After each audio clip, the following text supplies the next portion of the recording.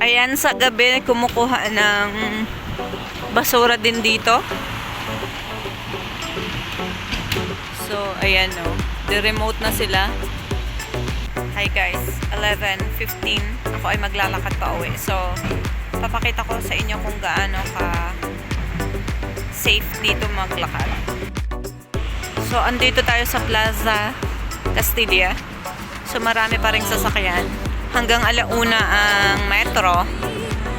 At saka yung mga bus merong papalit sa normal na bus. Pero, mas matagal ang pag-aantay nyo, mga 1 hour. Late na akong lumabas kasi ang amo ko ay nag-party at kauuwi lang. So, hindi ko iniwan yung alaga ko kasi ayoko na medyo siya doon na solo. Though, pwede naman siyang maiwan na mag-isa pero hindi ko siya iniwan. Dito lagi ako dumadaan sa Husgado. Ayan, dito. Sa may daan na to. Super safe. Naalala ko nung naglakad ako ng 2:00 ng madaling araw. So, doon ko talaga napatunayan na super safe dito sa Espanya. So, sa mga solo traveler dyan, pwede kayo dito sa Espanya. So, marami kayong makikitang mga basurahan. Kasi sa gabi nga sila nagpipick up ng basura.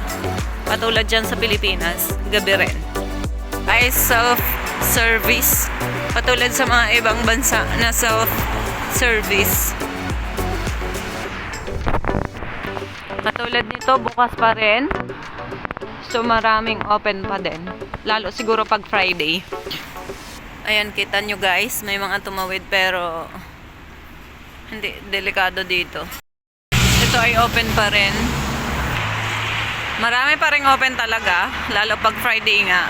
Since late nang natutulog ang mga tao. Maraming nasa kalye.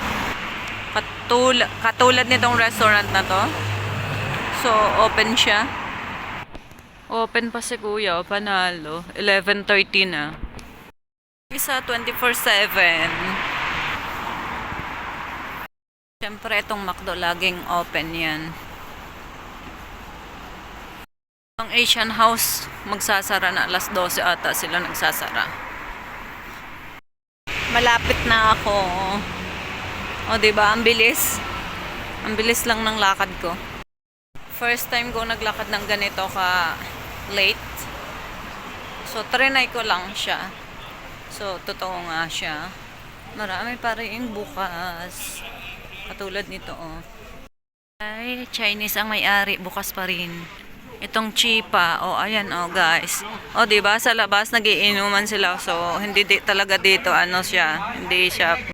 Yung nadaanan natin ay mga South African. So, ayan, hindi sila taga rito. Ito ay 30 minutes from here to sentro ng metro station. Kung lalakadin mo, mga 1 hour mahigit. So, kaya dito, marami pa rin talagang tao. Siksikan.